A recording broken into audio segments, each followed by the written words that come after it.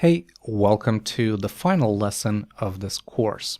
Now, in the previous lessons, I've built all of these sections right here, ending with the contact section. But we also need a footer for our page. And in the footer, I want to place pretty much the same content that I used in this well right here, as well as the traditional copyright information. So right here, I'm going to say footer. I'm going to create a footer tag. I'm going to do an HR to separate things. And then basically, I'm going to copy, let's see, where is it? FAQ, container. Okay. So I'm going to copy this content from here, and I'm going to put it in the footer. So let's see how it looks like. Okay. Now below this, I'm going to do another HR, and below that I want to add some links to Twitter and Facebook. And I'm going to use an UL or a list with a class of list inline. Now this will allow me to display the list items on the same line.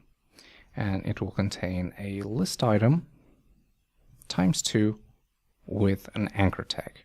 And in here I'm just going to say Twitter and Facebook. All right, now once this is done, I'm going to create another paragraph and put the traditional copyright information. All right, let's have a look. And that is our complete page. So you saw just how fast it is to create a complete page that's already styled by using Bootstrap. Now, before I finish this course, I just want to make a few tiny changes to how this page looks like on smaller devices.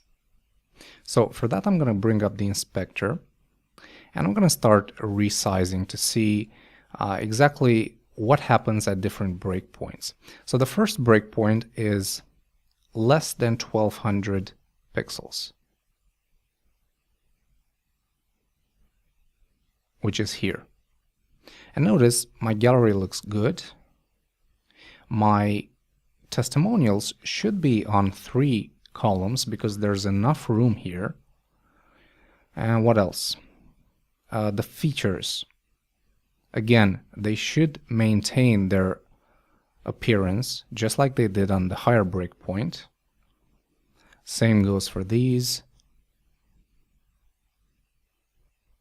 And also for the contact. So let me go down even further to 992 pixels. That's another breakpoint right there.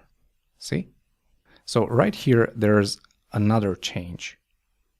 And my testimonials are placed correctly on different rows because having them on 3 separate columns here is not really a good idea.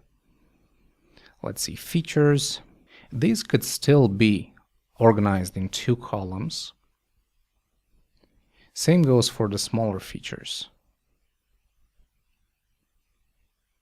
All right, so here's what we're going to do. We're going to go back to our code, to our testimonials.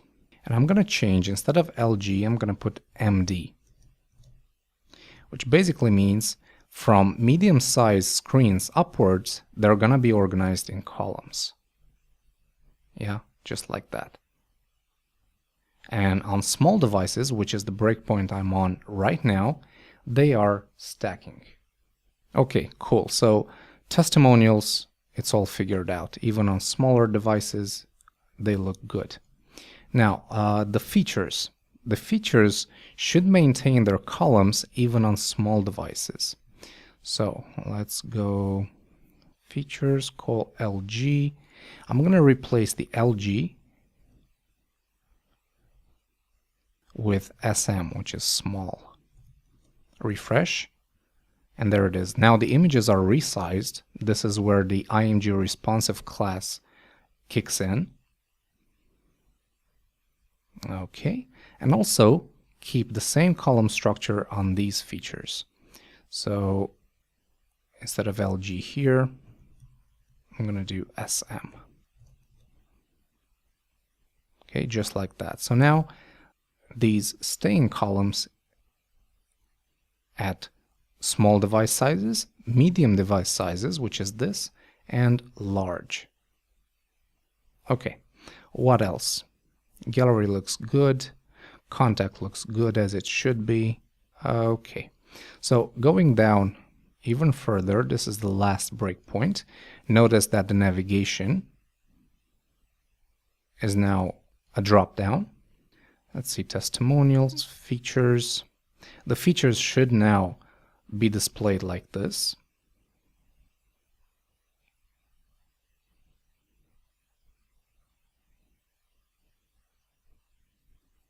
Notice the inline form is now on two different rows, their elements.